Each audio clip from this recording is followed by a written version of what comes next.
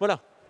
Eh bien, il va falloir quand même conclure cette journée. Mais avant ça, nous avons encore une dernière intervention de qualité avec Fabrice Pelletier. Fabrice, bonjour. Si, les gens vont revenir. Tu vas voir. C'est pas grave, c'était la synthèse de ce qui s'est dit avec les solutions.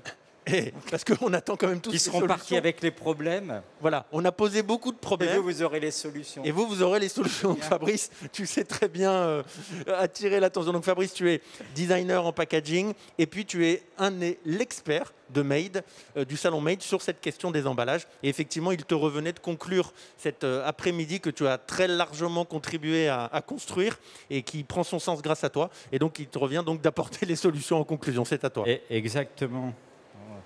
Bah, en fait, j'ai pas pris plus de changements. J'aurais pu changer à la dernière minute ma présentation par rapport aux interventions, puis finalement, peut-être rajouter un R.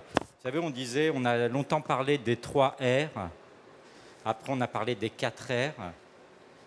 Après, dernièrement, c'était les 5 R. Et moi, je vais vous parler de 9 R.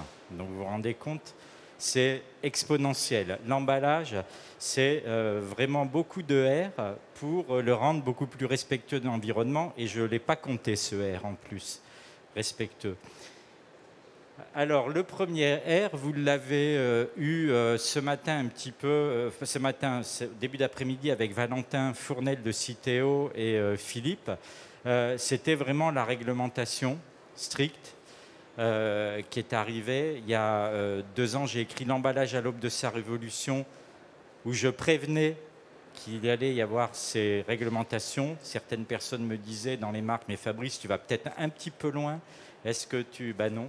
J'ai été beaucoup moins loin que la réglementation, puisque elle est tombée en cascade. Vous avez vu qu'il y a la loi économie circulaire, mais derrière ça, vous avez vu aussi les lois européennes, tout un paquet qui est en train d'arriver, et c'est pas fini, ça ne fait que commencer.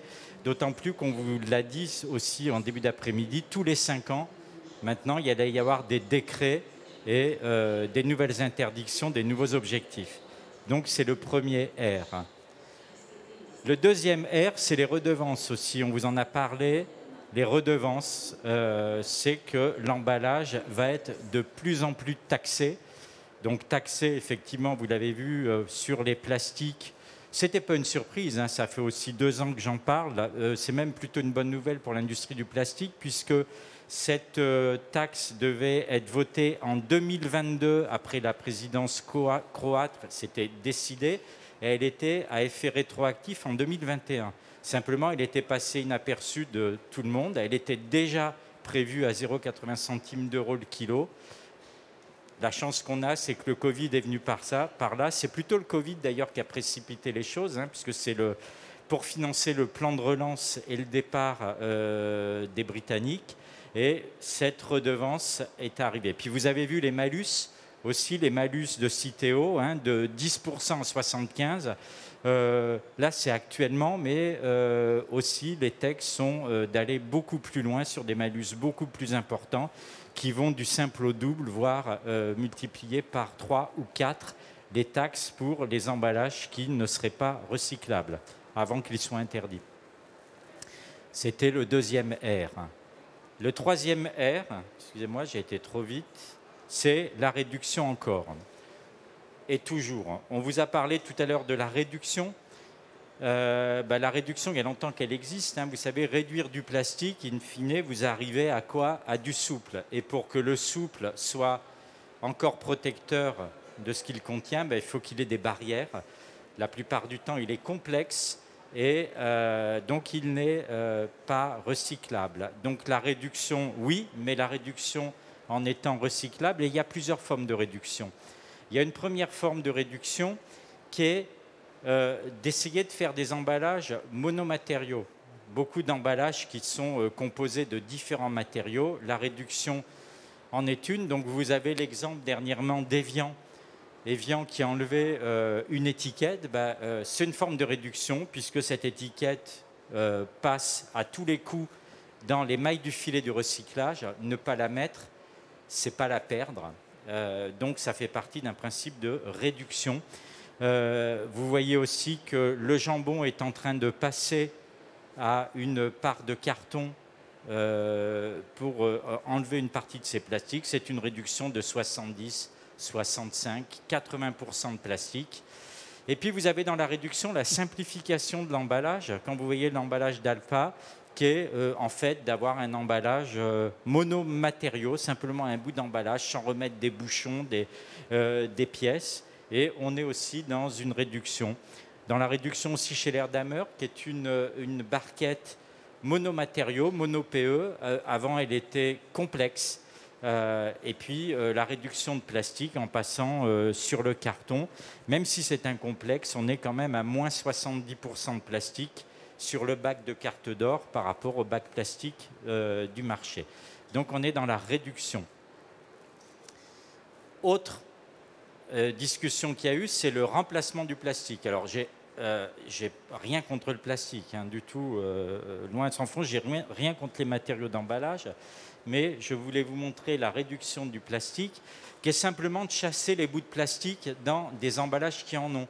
Quand vous achetiez des mouchoirs jetables, eh ben, le système de distribution, c'était un bout de plastique à l'intérieur qui était un intrus dans le bac de recyclage, puisque ça arrivait dans les pulpeurs et c'était du plastique qui restait dans les pulpeurs, de la même manière que les petits trucs en métal, petits déversoirs en métal ou en plastique sur un emballage en carton, c'était un bout de plastique, donc on l'enlève et on arrive à faire la même chose sans utiliser un autre matériau. C'est un principe de réduction. Autre principe de réduction, c'est de mettre des fenêtres translucides qui sont des fenêtres en cirane ou en papier calque, on va dire, hein, pour faire simple, l'effet calque. Voilà. Est-ce qu'on a besoin finalement pour des cotons-tiges sur lesquels on nous a obligés d'avoir des bâtonnets en carton? Est-on obligé de mettre une fenêtre en plastique sur l'emballage? Écoutez, certainement pas, et c'est peut-être suffisant. Donc remplacer. Mais il y a d'autres systèmes de remplacement qui arrivent. Un qui me semble extrêmement significatif du moment, c'est quand même d'avoir, 50 ans après, décidé de réemballer le papier toilette dans du papier, puisque en fait, le papier trèfle a été inventé dans les années 20, et il a commencé à être emballé dans les années 60 dans du plastique, pour revenir aujourd'hui dans du papier, finalement, du papier toilette dans du papier. C'est pas mal. Vous voyez même, quand vous êtes en rayon, vous voyez pour le Renova, vous ne vous rendez même pas compte que l'emballage n'est pas transparent. Mais il y a beaucoup de choses qui se font. Carrefour vient de lancer sa gamme de papeterie et d'accessoires pour les écoliers dans des emballages en papier. Avant, il y avait une cartonnette, un plastique pour voir la gomme. Une belle photo est peut-être suffisante. Un taille-crayon, une gomme, à peu près, on sait comment c'est fait. Et c'est pareil pour les stylos. Et puis vous avez des remplacements comme le sac de Nesquik, hein, qui est passé un sachet à la place, même s'il y a encore la fameuse boîte en PEHD dans les rayons, elle est quand même, la pochette Nesquik fonctionne. Vous avez la même chose sur les lampes, énormément de remplacements. C'était, je crois, le 4e R. On va parler d'un autre R, évidemment. L'autre R, c'est le recyclage. Quand on ne peut pas remplacer le plastique, il faut impérativement le recycler. Je vous ai dit tout à l'heure que les emballages souples, à moins 75%, moins 80%, j'en ai même vu dernièrement dans les rayons à moins 95%. Je me suis dit, mais on se fait avoir depuis combien de temps? Si on arrive à faire moins 95%, ça veut dire que quand même, ça faisait longtemps. Donc ceux-là, j'attire votre attention, ils sont potentiellement recyclables. C'est-à-dire ce que vous a dit tout à l'heure Valentin Fournel, c'est qu'essentiellement l'EPE, c'est-à-dire le premier, est recyclable dans certaines conditions. Le PP, on n'y est pas encore. Il y a une guerre actuellement entre Pompot et Andros, je crois, à qui a sorti le premier sac recyclable, la première gourde en mono-PP, pardon. Oui, simplement, elle n'est pas encore recyclables. Donc au lieu de se battre là-dessus, il faudrait se battre sur mettre la filière en place, et ce n'est pas encore gagné. Vous avez Knorr en Turquie qui vient de sortir le premier sachet BOPP recyclable, puisque a priori le BOPP en Turquie serait recyclé. Réintégrer, 5e R, puisque c'est réintégrer plus. Vous avez vu que la loi fixait des objectifs, elle fixait des objectifs pour les bouteilles, mais elle ne va pas le tarder, me semble-t-il, à le fixer sur l'ensemble des emballages. Et vous voyez que la course à la réintégration, sur le souple, on a commencé avec 20%, sur le fardelage en PE, on est à 50%, on a des solutions même à 100% de réintégration. Wattwiller, par exemple, est actuellement fait à 100% de recyclé. Simplement, c'est 50% de recyclé qui provient de chutes industrielles, donc d'un PE de bonne qualité, et 50% d'un PE post-consommation, c'est-à-dire celui qu'on récupère dans les bacs de tri sélectifs. Mais on peut y arriver, donc, puisqu'on voit qu'on va arriver. Vous avez les bouteilles d'eau, évidemment, à 100%, et ça, il y en a beaucoup. Le 100%, c'est le nirvana du PET. On vous a dit aussi dans la réintégration, le PET, on arrive à le décontaminer en recyclage mécanique, d'où ce 100%. La barquette Bonduelle, le PEC qui est dernièrement qui est 100% fait en 100% recyclé. Et puis vous avez aussi des nouvelles manières de recycler, c'est-à-dire de se dire bon, on ne va pas avoir avec les barquettes de Faerch, on ne va pas forcément avoir du PET clair, et vous avez des barquettes qui varient de couleur en fonction de la ressource. Et se dire finalement, est-ce que le gris, le pas transparent n'est pas le new green, n'est pas l'emballage vert, et se dire, est-ce qu'on ne va pas aussi arrêter de consommer plus qu'on est capable, de vouloir une transparence absolue. Aujourd'hui, les marques de plus en plus affirment, même montent sur du PET, mon PET ou mon emballage n'est pas aussi beau qu'un autre, mais c'est parce qu'il est recyclé. D'ailleurs, c'est intéressant de voir que Sun, qui est une bouteille en PEHD 100% recyclée, quand vous enlevez le sleeve, le manchon qui fait le décor, vous vous rendez compte que le plastique est gris. Pourquoi il est gris ? Parce qu'en mélange du recyclage mécanique, quand vous mélangez toutes les couleurs, ça ressort gris. Pour que ça ressorte blanc, comme celui-là qui est à 90%, il faut une qualité, un tri du PE à la base en recyclage pour avoir une qualité comme ça. Écologiquement, ce n'est pas forcément meilleur. Et vous voyez qu'EcoVert aussi, EcoVert accepte complètement d'avoir des emballages fluctuants et des emballages gris. La qualité du PE est exactement la même, hein, c'est juste la couleur qui est différente. Autre R, là je ne les compte plus, je ne sais plus où j'en suis. Attention, il y en a 9, j'en suis au 7e, au moins il y a quelqu'un qui suit. C'est les ressources nouvelles. Donc on vous a parlé à l'instant des ressources nouvelles, qui font beaucoup débat, ces ressources nouvelles, parce qu'on peut se poser la question des ressources nouvelles et par exemple du 100% PE flacon d'origine végétale, c'est-à-dire du plastique d'origine végétale, d'où vient la ressource. Évidemment, quand la ressource vient du Brésil, de chez Braskem, quand on est en France, quand on est au Brésil, aux États-Unis, je comprends. Quand on est en France, il faut se poser quand même un certain nombre de questions de d'où vient la ressource, comment elle a été cultivée, est-ce qu'elle n'a pas été cultivée en conflit avec l'alimentaire, est-ce qu'elle a été cultivée de quelle manière, par quelle petite main, par quelle personne, combien, etc. Donc il faut quand même se poser de cette ressource, mais aujourd'hui on est capable de faire du plastique. D'ailleurs, comme on le faisait avant les années 40, à partir de ressources végétales. Je vous rappelle que le plastique initialement, l'acétate de cellulose, qui était en publicité sur une pub de 1946 du Salon de l'emballage, était un bioplastique. Alors on a dit qu'on n'avait pas le droit, donc un plastique d'origine biosourcée, à l'époque, on ne se posait même pas la question. On n'était pas dans cette rhétorique. Le plastique, à la base, est biosourcé. Il n'est d'origine pétrolière que depuis les années 40. Et ça s'est développé après la guerre. Donc on voit aussi qu'on peut aussi intégrer une partie, on parlait d'intégrer une partie de végétal avec du plastique d'origine fossile. Voilà, donc nouvelles ressources, mais il y a des nouvelles ressources qui vont aussi plus loin. Les premières que je vous ai montrées sont recyclables. Celles-ci ne sont pas recyclables. C'est du PLA, donc c'est à partir d'amidon de maïs. C'est donc lait de vache qui a sorti ses pots en PLA, Yumi, Grazier avec ses films plastiques. Le PLA, aujourd'hui, n'a pas de filière de recyclage.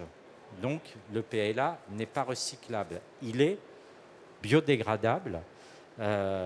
Donc il est compostable en milieu industriel. Je rappelle, milieu industriel, on vous l'a dit tout à l'heure, 60 degrés, taux d'humidité et des transformations, dégradations en 12 semaines.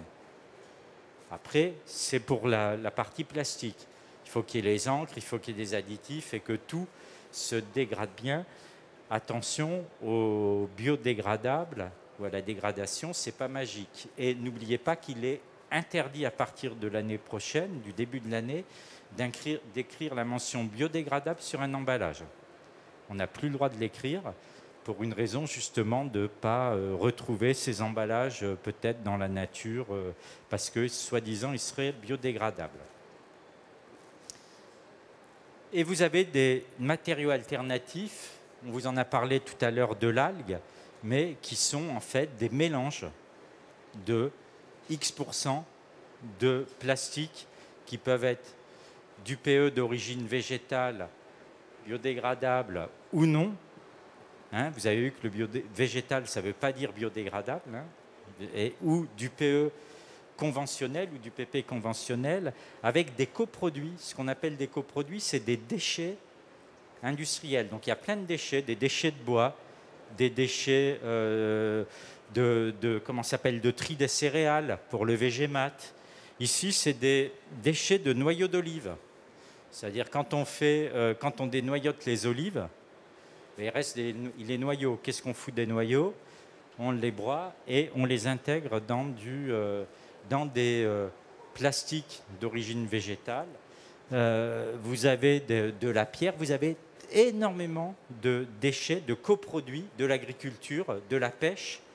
Par exemple, les coquillages, les coquilles Saint-Jacques, les huîtres, etc., qui peuvent être intégrés, qui sont désormais intégrés dans des plastiques pour faire des plastiques à nouvelles caractéristiques, nouvelles choses. C'est justement de ne pas aller chercher dans la nature. Bio, c'est pas forcément biosourcé, c'est pas forcément planté. C'est aussi récupérer les déchets. Déchets de la canne à sucre, déchets de bambou. Il y a plein de déchets récupérables pour faire des matériaux plastiques. Ici, c'est du lin. C'est du lin qui est tressé. Et ici, je ne sais pas si vous voyez ce que c'est. Est-ce que quelqu'un peut imaginer ce que c'est? C'est le premier emballage qui est cultivé, qui pousse. C'est de l'embellium.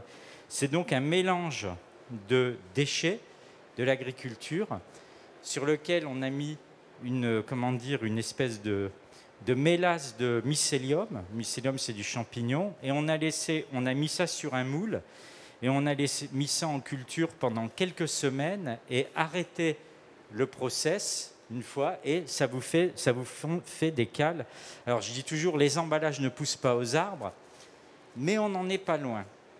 Ils poussent en tout cas, ils peuvent pousser. Donc évidemment, c'est vraiment des recherches de laboratoire, mais ça existe. Je les ai, tous les emballages que je vous montre, je les ai entre les mains. Celui qui était là-haut, c'est pas de la cellulose moulée, mais c'est le même principe que la cellulose moulée, mais fait à partir d'amidon de pomme de terre. Donc, et là aussi, encore une fois, c'est pas la pomme de terre qu'on prend à McCain, mais c'est les épluchures de McCain qu'on prend pour faire cet emballage. Donc on n'est même plus dans l'intérêt de composter les épluchures, on peut faire de nos déchets des ressources pour faire de l'emballage. Et ça, c'en est le cas.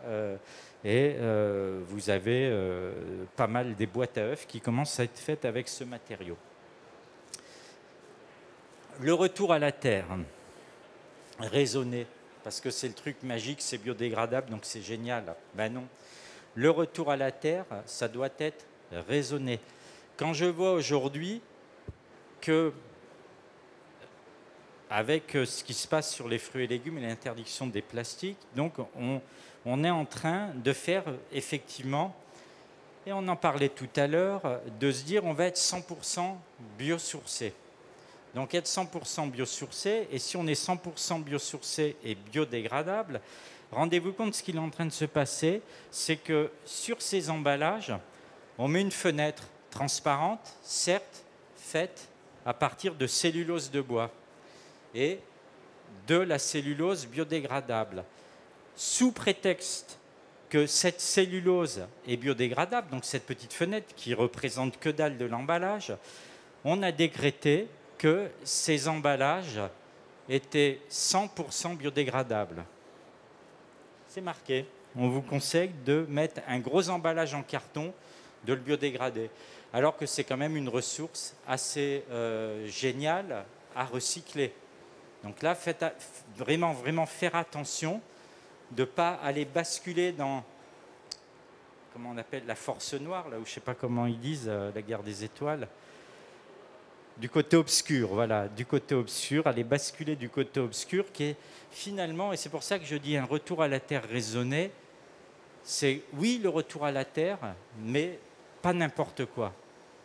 Pas n'importe quoi, et en tout cas pas des choses qui pourraient être recyclées sous prétexte qu'on a une petite fenêtre en plastique qui, elle, est biodégradable. C'est comme si vous aviez, on inventait les pneus biodégradables à une bagnole, et on disait, la bagnole, vous la laissez dans la nature, elle est biodégradable. Puisque le pneu est biodégradable, la voiture aussi, allons-y. Le prochain truc est le truc qui me semble le plus important de la loi économie circulaire et du paquet de l'Europe, et qui me semble le plus structurant, c'est le réemploi. Monsieur ne me critiquera pas là-dessus, mais c'est le réemploi, c'est le deuxième effet. Parce que derrière tout ça, en fait, on a tous vu interdiction des emballages plastiques, on n'a pas regardé l'usage unique, mais en fait, il y a quand même marqué, il y a plastique à usage unique. Donc on pourrait dire interdiction des emballages à usage unique, d'abord, même plastique. C'est-à-dire tout emballage à usage unique, quel qu'il soit constitué de papier, qu'il soit constitué de plastique biodégradable, biosourcé, ce qu'on a vu tout à l'heure, ou de plastique avec du papier, de sandwich papier, plastique, comme on a vu, etc., potentiellement sont des emballages qui ne devraient plus exister en 2040. C'est-à-dire essayer d'aller de plus en plus vers l'emballage réemployable. Et pour moi, l'emballage réemployable, c'est à faible impact, bien sûr. Et quand je dis à faible impact, c'est-à-dire, non, tout le monde dit, non, le réemploi, c'est pas bien, parce que la consigne, il va y avoir des camions, etc. Non, ce qui a été montré aussi, ce qui a été discuté ce matin, c'est de montrer que l'emballage à usage unique, c'est même pas l'emballage, c'est la manière d'acheter, de consommer, de produire. C'est en fait tout un système qui va changer en même temps. C'est pas que l'emballage, c'est la production, la distribution, l'accès à la marchandise pour le consommateur et le retour de l'emballage pour qu'il soit rempli, etc. Il y a des choses intéressantes qui sont en train d'arriver. On a vu, et c'était cité, on a vu comment ça s'appelle, les poches qui ne sont pas recyclables et qui, à mon avis, ne le seront peut-être jamais, mais qui peuvent être réutilisables, les poches de squeeze.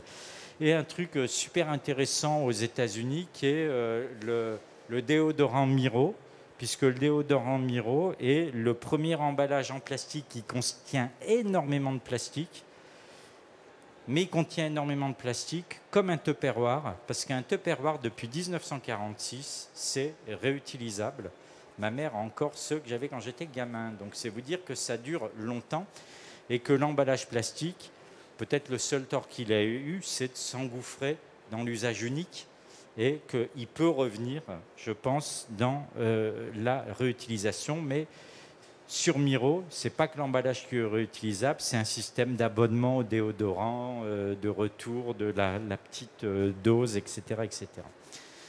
Donc vous voyez que j'en suis arrivé à mes 9 R de l'emballage, donc ça fait beaucoup de R, bien plus. Donc et puis une dernière, parce que c'est une nouvelle ère pour l'emballage, évidemment. On est vraiment en train de changer radicalement d'air pour l'emballage. Je vous disais qu'il y a 2 ans, j'avais écrit l'emballage à l'aube de sa révolution. Là, je viens de terminer, enfin je suis en train de terminer, il me reste quelques trucs à écrire, un petit peu de relecture dessus, mais ça va sortir dans 1 mois et demi. En tout cas, ça devait sortir pour le salon de l'emballage. Le salon de l'emballage ne va pas avoir lieu, mais ça va sortir quand même. Ça s'appelle La révolution de l'emballage. C'est un ouvrage qui va montrer exactement ce qui se passe sur les papiers cartons, les plastiques, les matériaux alternatifs.